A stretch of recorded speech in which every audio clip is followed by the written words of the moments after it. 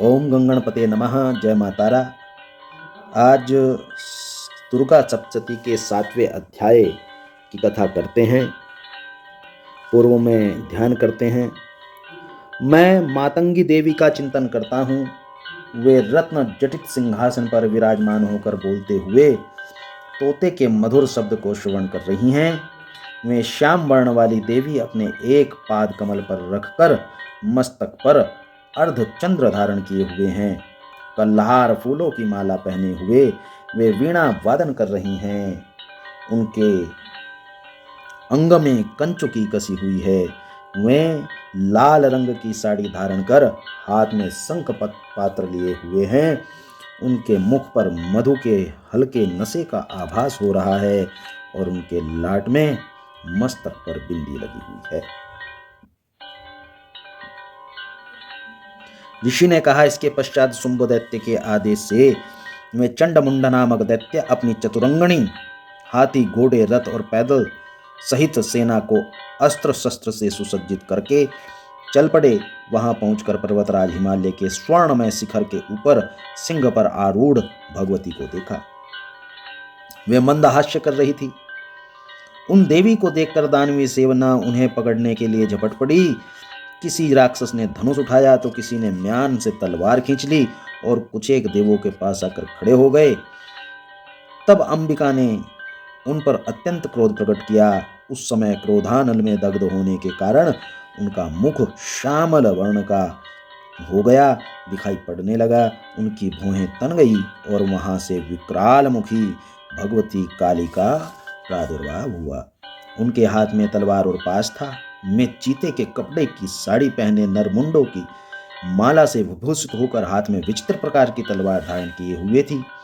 उनके शरीर का मांस सूख कर केवल अस्थि पंजर शेष रह गया था, जिसके कारण उनकी आकृति बड़ी ही विकराल और भयभीत करने वाली लग रही थी। उनका मुख गहवर बहुत विशाल था। जीभ लपक लपक करने के कारण वे बहुत ही भयंकर जान पड़ रही थी। उनके नेत्र भीतर की ओर गड्ढे में धसे हुए और रक्तिम थे। वे अपनी भयंकर गर्जना से सभी लोगों को कंपित कर रही थी।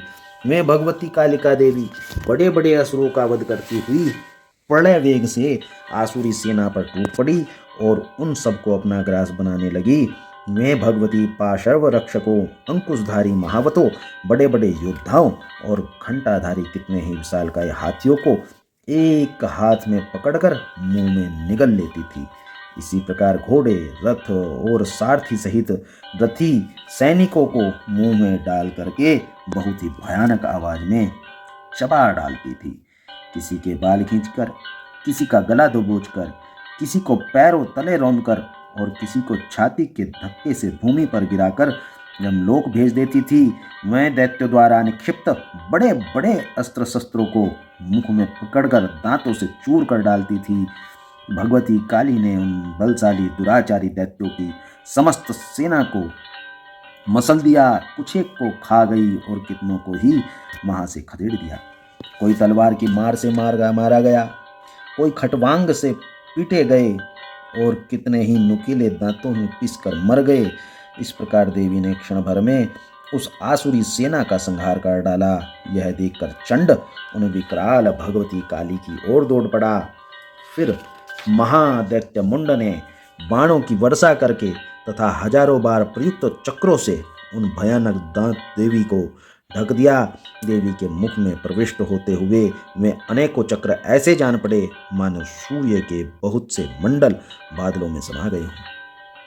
तब भयंकर गर्जना करने वाली भगवती जगदम्बा महाकाली ने रोष में भीषण अट्टहास किया।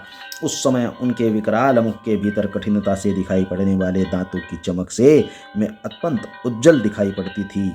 फिर तो देवी ने बहुत बड़ी तलवार से हंग शब्द का उच्चारण करके चंड के केस पकड़ लिए और अपनी तलवार से उसका मस्तक धड़ से अलग कर दिया।